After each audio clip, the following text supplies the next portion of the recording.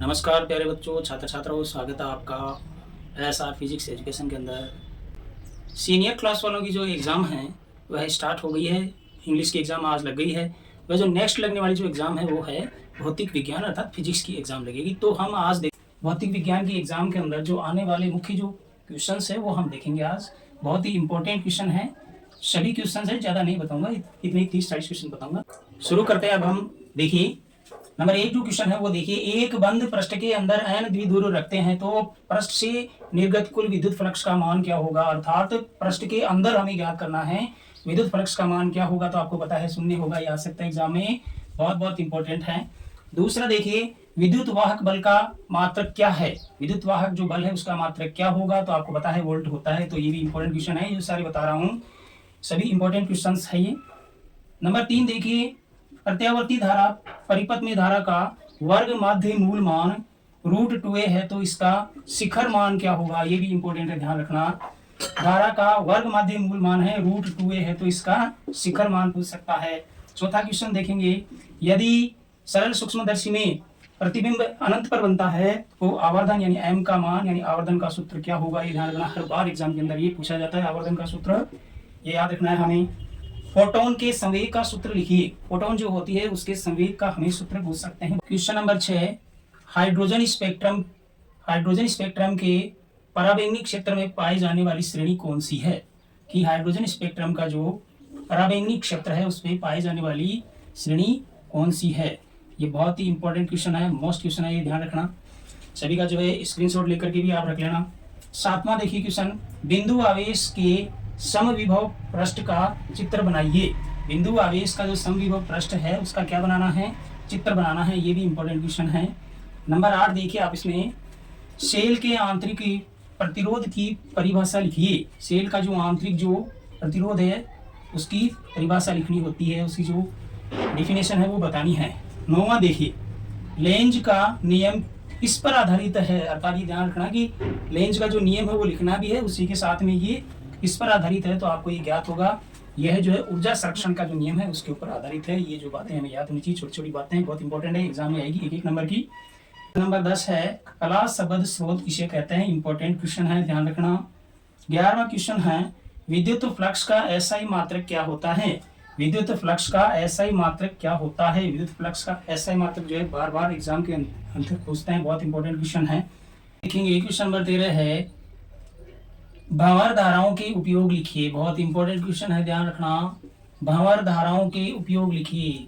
उसके बाद में अगला क्वेश्चन है, 14वां क्वेश्चन है, इलेक्ट्रॉन की तरंग प्रकृति का प्रायोगिक तौर के ऊपर सर्वप्रथम सत्यापन किसने किया था। ये ध्यान रखना, वैज्ञानिक का नाम आएगा। इसमें आपको याद रखना है कि इलेक्ट्रॉन की तरंग प्रकृति का प्रायोगिक तौर के ऊपर, ये ध्यान रखना, सर्वप्रथम सत्यापन किसने किया था, आपसे पूछ सकते हैं। क्वेश्चन नंबर 15 देखिए, मिलिकन के प्रयोग में एक आवेशित बूंद के ऊपर 6.4 गुना 10⁻⁻19 कुलाम आवेश पाया गया तो बूंद के अंदर इलेक्ट्रॉन की संख्या ज्ञात करनी है। ये ध्यान रखना, मिलिकन के प्रयोग में एल बूंद जो प्रयोग है मिलिकन का, उसके अंदर एक आवेशित बूंद के ऊपर आवेश क्या पाया गया है, 6.4 गुना 10⁻⁻19 कुलाम पाया गया है। तो इस बूंद में इलेक्ट्रॉन की संख्या हमें ज्ञात करनी है। ये आ सकता है, बहुत बहुत इंपॉर्टेंट क्वेश्चन है, ध्यान रखना। सभी जो मैं बता रहा हूँ वास्तव में आएंगे, आप इनका स्क्रीनशॉट लेना, ध्यान रखना, बहुत इंपॉर्टेंट क्वेश्चंस बता रहा हूँ। 16वां क्वेश्चन देखिए, अर्धचालकों की प्रतिरोधकता की ताप पर निर्भरता लिखिए। ये तो बहुत ही मोस्ट क्वेश्चन है। देखिए, गैल्वेनोमीटर को वोल्ट मीटर में किस प्रकार से परिवर्तित किया जा सकता है। हमारे पास में गैल्वेनोमीटर है, उसको वोल्ट मीटर में हम कैसे चेंज कर सकते हैं, एग्जाम के अंदर जरूर आएगा। शायद आपको ज्ञात होगा कि शंख लगा कर किया जाता है। 18वां देखिए, इसी धारावाही वृत्ताकार पास के कारण चुंबकीय क्षेत्र रेखाओं का चित्र बनाइए। धारावाही पास के कारण, उसी के साथ में चुंबकीय क्षेत्र रेखाओं के गुण व उनका जो निरूपण है वो भी आपके आ सकता है, याद रखना। आगे जो लघुत्रात्मक जो आएंगे क्वेश्चन उनके अंदर वो भी बताया जाएगा। 19वां क्वेश्चन है, फेराडे का विद्युत चुंबकीय प्रेरण का नियम लिखिए। देखिए, फेराडे का विद्युत चुंबकीय प्रेरण का नियम लिखिए। फिर 19वां बहुत इंपॉर्टेंट क्वेश्चन है, ये ध्यान रखना। 20वां देखिए, आइंस्टीन का प्रकाश विद्युत समीकरण लिखिए। ये तो बिल्कुल आपको बिल्कुल ही मिल जाएगा, ध्यान रखना कि आइंस्टीन का प्रकाश विद्युत समीकरण लिखिए। उसके बाद में 21वां क्वेश्चन है, इसी रेडियो एक्टिव नाभिक की अर्धायु व औसत आयु के मध्य क्या संबंध है। इसी रेडियो एक्टिव नाभिक की अर्धायु व औसत आयु के अंदर संबंध स्थापित करना है। वह औसत आयु में, अर्धायु व औसत आयु के मध्य संबंध स्थापित करना है, ध्यान रखना। 22वां जो क्वेश्चन है वह है, द्रव्यमान क्षति एवं नाभिकीय बंधन ऊर्जा से क्या तात्पर्य है। द्रव्यमान क्षति एवं नाभिकीय बंधन ऊर्जा को समझाना है, परिभाषाएं लिखनी इनकी। फिर देखिए इसमें 23वां जो क्वेश्चन है काफी इंपॉर्टेंट क्वेश्चन है, 4 पाई कालांतर के मध्य पथांतर कितना होगा। इसमें है, कार्य फलन व निरोधी विभव को परिभाषित कीजिए। कार्य फलन और निरोधी विभव को समझाना है, बहुत इंपॉर्टेंट क्वेश्चन है ये, ध्यान रखना। बार बार मैं कह रहा हूँ, एक बार इनके ऊपर नजर डाल करके जरूर जाना, ये आपके लिए बहुत ही फायदेमंद रहेंगी क्वेश्चन। 25वां क्वेश्चन देखिए, नील्स बोर व रदरफोर्ड मॉडल की कमियां लिख लो कोई। 20वां क्वेश्चन है आपके लिए, वायु के लिए पराविद्युत सामर्थ्य का मान क्या होगा। देखिए दोबारा से, वायु के लिए पराविद्युत सामर्थ्य का मान क्या होगा, बहुत इंपॉर्टेंट क्वेश्चन है, एग्जाम के अंदर आ सकता है। 27वां देखिए, प्रतिरोधकता का एसआई मात्रक क्या होगा। प्रतिरोधकता का एसआई मात्रक क्या होगा, 2023 के अंदर आया हुआ क्वेश्चन भी है, ये ध्यान रखना। तो इसका ओमिट होता है, आपको पता होगा। इसके बाद में इंपॉर्टेंट क्वेश्चन, इसके बाद में ये मोस्ट इंपॉर्टेंट क्वेश्चन आ गया है। 28वां क्वेश्चन है, फोटोन के संवेग का सूत्र लिखिए। फोटोन के संवेग का सूत्र लिखिए।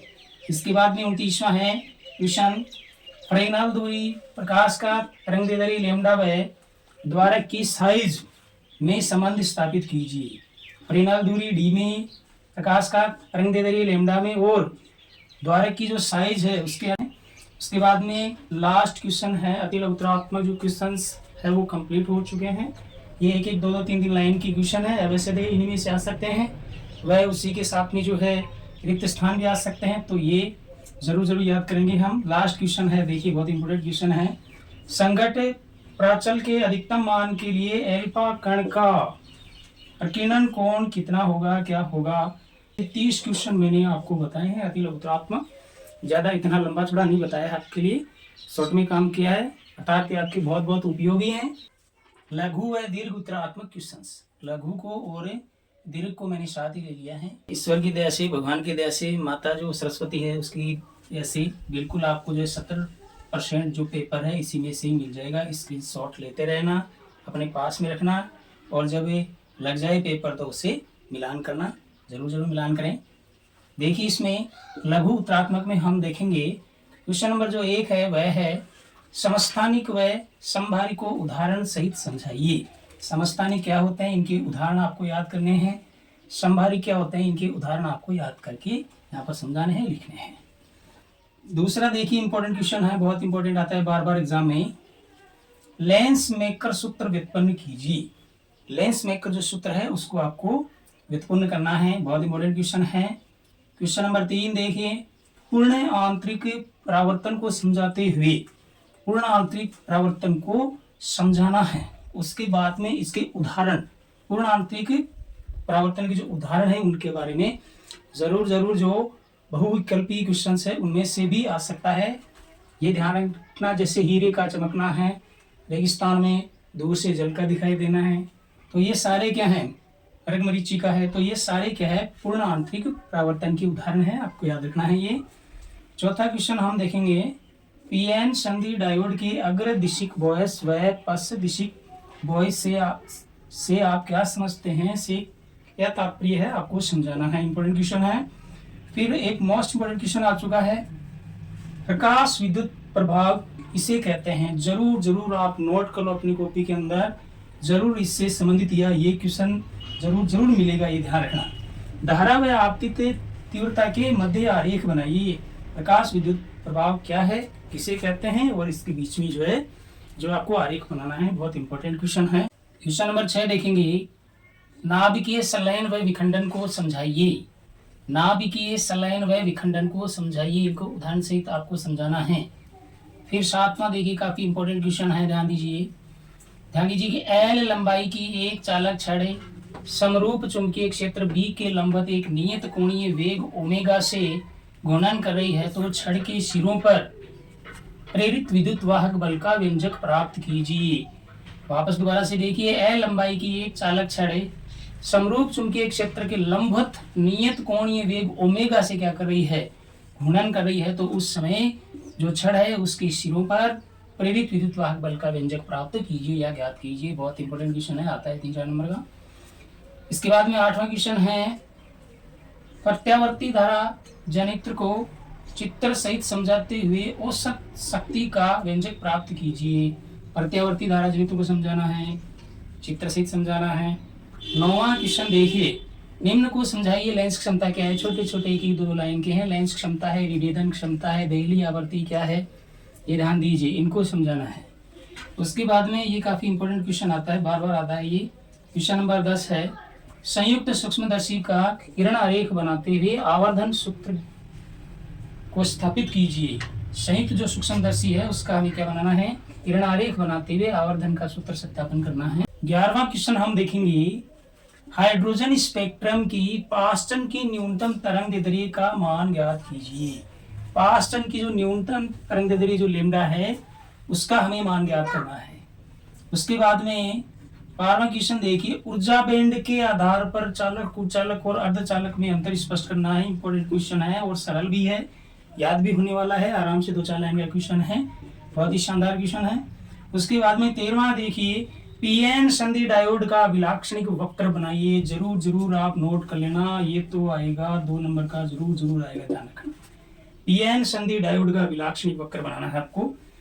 फिर देखिए 14वां क्वेश्चन है, संधारित्र से आप क्या समझते हैं, इसे कहते हैं धारिता का मात्रक लिखते हुए, यानी धारिता का एक छोटा सा मात्रक होता है, होता है धारिता का मात्रक लिखते हुए संधारित्र के श्रेणी क्रम और पार्श्व क्रम संयोजन को आपको समझाना है। यानी संधारित्रों का जो संयोजन है, श्रेणी क्रम और पार्श्व क्रम संयोजन को आपको समझाना है। उसके बाद में 15वां और इसका लास्ट क्वेश्चन है, लघु और दीर्घ जो है, लास्ट क्वेश्चन है इनका, विद्युत क्षेत्र की तीव्रता किसे कहते हैं।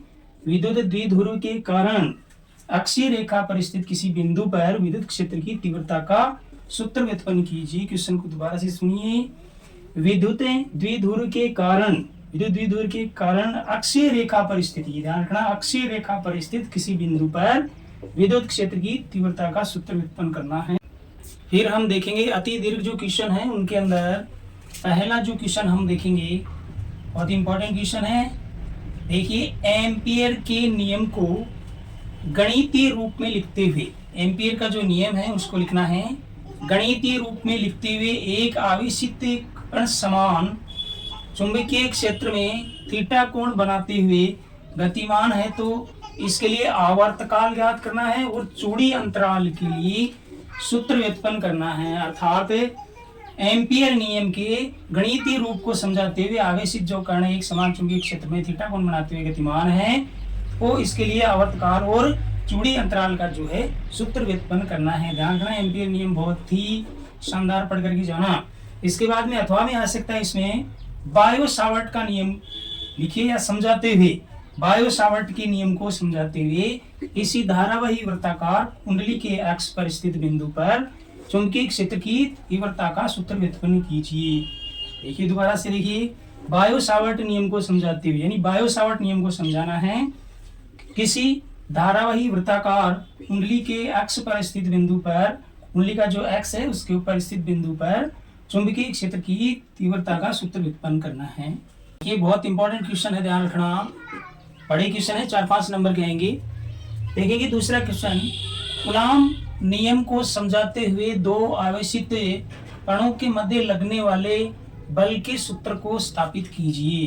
दूसरा क्वेश्चन क्या है, कूलॉम नियम को समझाना है, उसी के साथ में दो आवेशित जो कण है उनके मध्य लगने वाला जो बल है उसका सूत्र स्थापित करना है। उसी के साथ में अथवा में आ सकता है क्वेश्चन, गाउस नियम की व्याख्या कीजिए, या गाउस का जो नियम है उसको लिखिए, समझाइए। वह जो इससे एक समरूप आवेशित अपरिमित चालक पट्टिका के कारण इसके निकट किसी बिंदु के ऊपर विद्युत क्षेत्र की तीव्रता का व्यंजक प्राप्त कीजिए, व्युत्पन्न कीजिए। गॉस नियम लिखना है, उसी के साथ में जो एक समरूप आवेशित परिमत चालक पट्टिका के कारण इसके निकट किसी बिंदु पर विद्युत क्षेत्र की जो तीव्रता है उसका व्यंजक प्राप्त करना है। एक तीसरा क्वेश्चन देखेंगे हम, बहुत इंपॉर्टेंट क्वेश्चन है। प्रिज्म के प्रकाश अपवर्तन का किरण चित्र बनाइए एवं सिद्ध कीजिए कि पदार्थ का जो अपवर्तनांक है वह होगा sin a प्लस dm/2 बटा sin a/2। ये ध्यान रखना, ये सिद्ध करना है हमें कि प्रिज्म के प्रकाश अपवर्तन का किरण चित्र बनाना है, वह उसी के साथ में क्या करना है, सिद्ध करना है कि पदार्थ का जो अपवर्तनांक है वह क्या होगा, कि अपवर्तनांक बराबर होगा sin a प्लस dm/2 व sin a/2।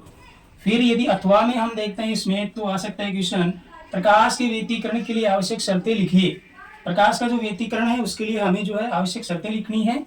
वह यंग द्विलिष्ट प्रयोग में व्यतिकरण फ्रिंजों की चौड़ाई ज्ञात करने का सूत्र व्युत्पन्न करना है। यंग का जो द्विलिष्ट प्रयोग था उसके अंदर फ्रिंजों की जो चौड़ाई है उसको ज्ञात करने का सूत्र हमें व्युत्पन्न करना है। एक क्वेश्चन लास्ट और बताऊंगा, बस आपका जो पेपर है। क्वेश्चन नंबर 4 और लास्ट क्वेश्चन है आपके लिए। वीटोन सेतु का नामांकित चित्र बना करके किरचॉफ के नियमों से इसकी संतुलित अवस्था का प्रतिबंध प्राप्त कीजिए। वीटोन सेतु का नामांकित जो है चित्र बनाना है, उसी के साथ में किरचॉफ के नियम तो आपको वैसे भी याद करने आएंगे, जरूर आएंगे। तो किरचॉफ के नियमों से इसकी संतुलित अवस्था का क्या प्राप्त करना है, प्रतिबंध प्राप्त करना है।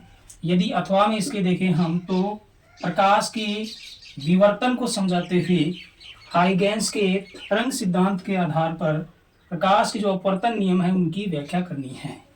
विवर्तन को समझाना है, उसी के साथ में हाइगेंस का जो तरंग सिद्धांत है उसके आधार पर जो है अपवर्तन के नियमों की व्याख्या करनी है। तो ये आपका भौतिक विज्ञान फिजिक्स का आपका पेपर था। मैंने इसमें जो है मुख्य मुख्य बातें आपको बताई हैं, जिसमें ये लगभग बहुविकल्पी अति लघुतरात्मक रिक्त स्थानों को मिलाकर के सभी का 30 क्वेश्चन बताए थे। उनमें से आपको जरूर मिलेंगे ये 30 क्वेश्चन अति लघुतरात्मक थे। उसमें वह 15 क्वेश्चन जो आपको मैंने बताए थे वो बताए थे लघु व दीर्घ, और 4 क्वेश्चन मैंने आपको बताए अति दीर्घ बोल सकते, बहुत बड़े क्वेश्चन जो कि 4-5 नंबर के जो है आते हैं। उसके बाद में सारे मिलाकर के हो गए हैं आपके लगभग जो है 49 क्वेश्चन हो गए। 49 में से जो आपके एग्जाम के अंदर आते हैं वो लगभग क्वेश्चनों की संख्या आती है 30 से 35 आती है, और अथवा वगैरह को मिला करके सभी जो है 50 के लगभग हो जाती है। ये ध्यान रखना, सभी को हम यदि मिलाएंगे अथवा को मिला करके 50 के लगभग हो जाते हैं। तो ये जो मैंने आपको बताया है पेपर क्वेश्चन जो बताए हैं सब में इनमें से जो है बहुत ही इंपॉर्टेंट है क्वेश्चन, जरूर आएंगे। जो जानकारी आपके लिए दी है वो आपके लिए काफ़ी फायदेमंद है, यूजफुल साबित होगी, और मैं यही आशा करता हूँ कि आपका जो पेपर है बहुत ही शानदार जाए, अच्छे आपके नंबर आए, अच्छे नंबरों से आप पास हो। सभी को जो है धन्यवाद, गुड लक, थैंक यू।